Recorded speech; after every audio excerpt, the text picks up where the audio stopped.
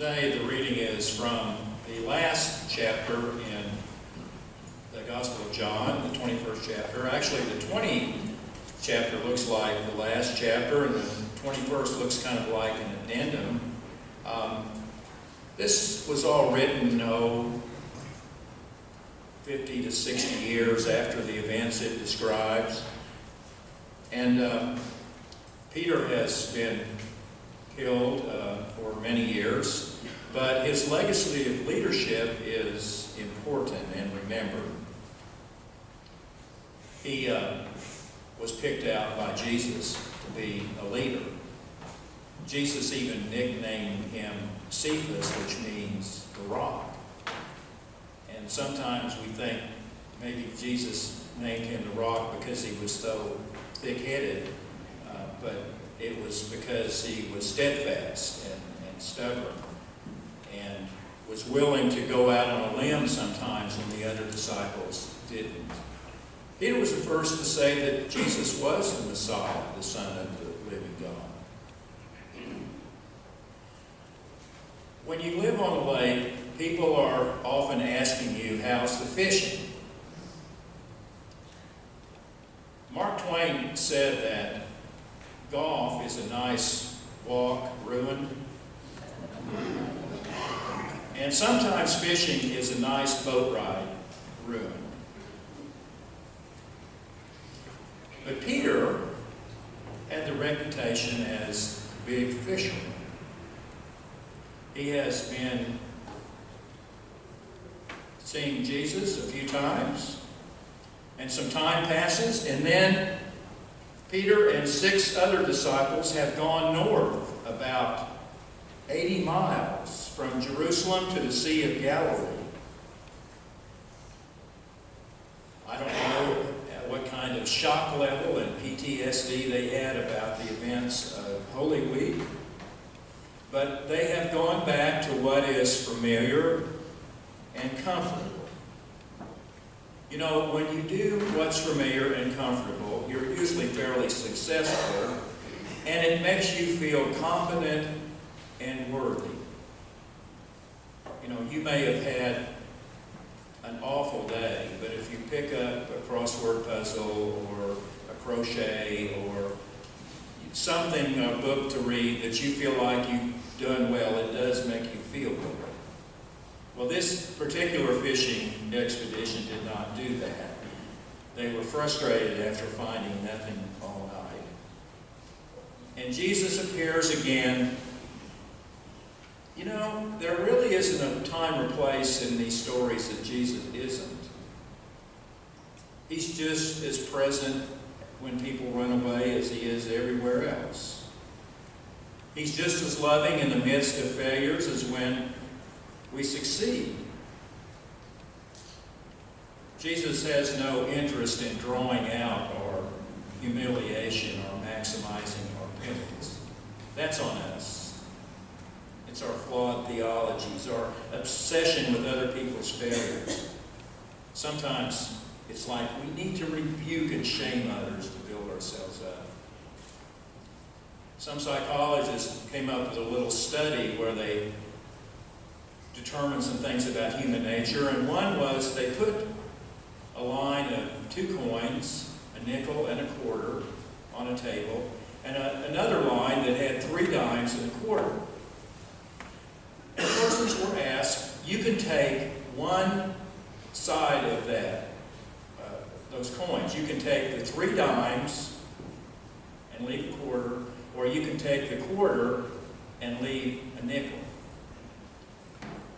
Now, what do you think most people chose to do?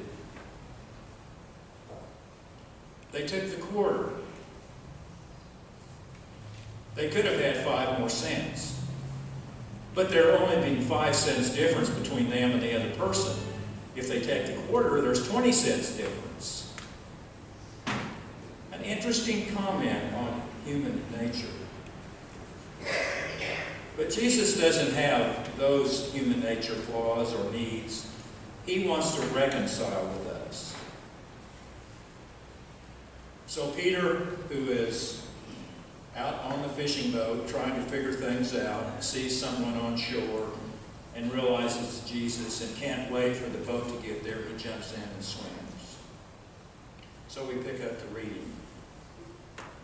When they had gone ashore, they saw a charcoal fire with fish on it and bread. And Jesus said, "Bring some of the fish that you have caught." So Simon Peter went aboard and hauled the net ashore, full of large fish, 153 of them. Why is it 153? Did somebody count the fish? Or is that a number that represents all the nations and people of the earth? Or is it, as someone who had plenty of time on their hands figured out, if you take the number 17 and add all the numbers that add up to make 17, 1, 2, 3, 4, you come up with 153. Numbers had important roles for people in historic times. We're not sure why there was 153 fish. But there were so many, but the net wasn't torn. And Jesus said, "Come and have breakfast."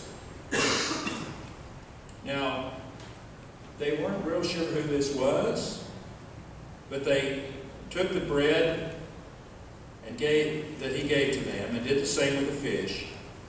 And it said this was the third time that Jesus had appeared to the disciples, the fourth time for Peter. When they had finished breakfast, Jesus said to Peter, "Simon, son of John, do you love me more than these?" He said, "Yes, Lord, you know that I love you." And Jesus said to him, "Feed my lambs." And Jesus the second time said, "Simon, son of John, do you love me?" And he said, "Yes, Lord, you know that I love you." And Jesus said to him, "Tend my sheep." And he said to him the third time, "Simon, son of John, do you love me?" And Peter felt hurt because he said to him the third time, "Do you love me?" And he said, "Lord, you know everything. You know that I love you." And Jesus said, "Feed my sheep."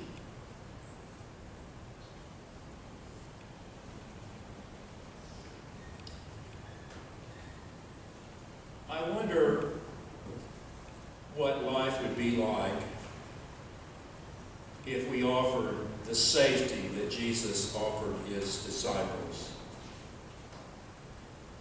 The safety to return to the heart of wrongdoing and despair, or to wrap fresh language around our failure, or the safety to experience unconditional love when we are humiliated. The safety to try again. What would the church look like if we epitomized Jesus' version of reconciliation? What would the world be if Christians were known as people you could go to in times of disappointment? Well, I think there's people here at KHCC because we have been quick to care and slow to judge. I guess we just assume people know how to read the Bible. When to take it literally and when to understand that it's a story or a metaphor or a symbol. You know, Jesus calls Herod at one point, the ruler, Herod, that fox. But we don't believe that Jesus thought he was actually a fox. Or Jesus said that he was the door, but we don't think that he's made of wood. And here, we don't think that Jesus is turning over his farming responsibilities to Peter when he tells him to take care of his lambs and feed his sheep. Jesus doesn't literally own sheep. Although sheep do make a wonderful metaphor, I talked to a friend of mine who used to raise sheep. And he said that lambs aren't easy. oftentimes the mama ewe will reject the lamb and not feed it, and so the farmer then becomes the mother of the lamb. And it must get fed milk every 6 hours. And sheep have a mind of their own. You can't necessarily make them do anything. And in fact, if you're between them and where they want to go, they will run over you. I wonder if Jesus was talking about the church. The lambs that are sometimes difficult to take care of. The people that wanted to always go their own way and would run over those who got in the way. I don't know, that's a little too bitter. And Jesus says, do you love me? We hear that question sometimes in our lives when people want assurance that we love them. We ask when we need assurance that we are loved. And Jesus asked it 3 times. And I was thinking about a traditional marriage ceremony, where first you ask the couple, do you really want to get married? And secondly, you ask them, will you exchange these vows? And thirdly, you ask them, will you exchange these rings? Kind of 3 steps to say, do you really love each other? And are you ready to be committed? And 3 times, Jesus asked, Simon, son of John, do you love me more than these? 3 times. Because 3 times, Peter had denied Jesus. Because he wanted to save his skin. And family and friends and fish and boats and occupation, beside being a disciple, were pretty important to Peter. He loved his life, and he didn't want to die. Peter knew failure. And exactly what did you do with that question? Do you love me more than these? It's kind of a personal question for each of us. And if we say, yes, Lord, we love you. And then Jesus said, take care of my lambs, feed my sheep. Who then becomes those sheep for you? Is it the children? Is it the weak? Is it those who have wandered off and gone to some pattern of self-destruction? Is it a stubborn group that doesn't want to do what they need to do?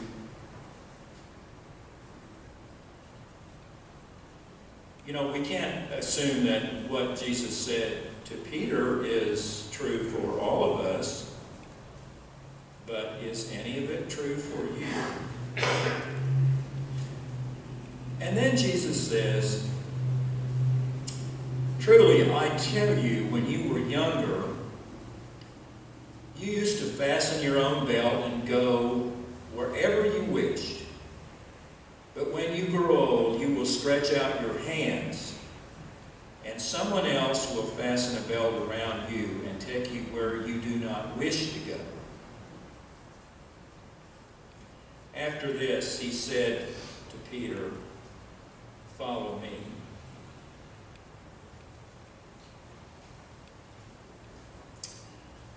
The appearances of Jesus following his resurrection really tell us a lot about God's priorities. In the few days following that time in his experience, he doesn't waste a moment on revenge or retribution. Jesus does not storm Pilate's house, or avenge himself on Rome, or punish the soldiers who drove nails in his hands. Instead, he spends his remaining time restoring and feeding and strengthening his friends. He calls Mary Magdalene by name as she cries. The skeptical Thomas, who wanted to see the wounds, he shows his wounds. Here he grills fish and bread for hungry disciples. He heals what's wounded between his heart and Peter's. In these few times that Jesus appears following his resurrection, he focuses on relationships with those close to him. And he delivers his children from fear and paralysis. He does not waste time on smugness. At the height of his power, he chooses humility. He waits on a lonely beach until dawn, where his hungry children realize how much they need him. He asks Peter an honest question that makes Peter very vulnerable, because his answer might hurt. He chooses to feed and tend his sheep. The fishermen were given an analogy about farming. They know they had failed. But Jesus came to them to include them, that they would know that they were part of the family of God. Yes, when we are young, we choose where we will go. We make those choices boldly. But there comes a time when we do not have so many options to choose. Indeed, where someone else will take us where we do not want to go. And then Jesus said, "Follow me."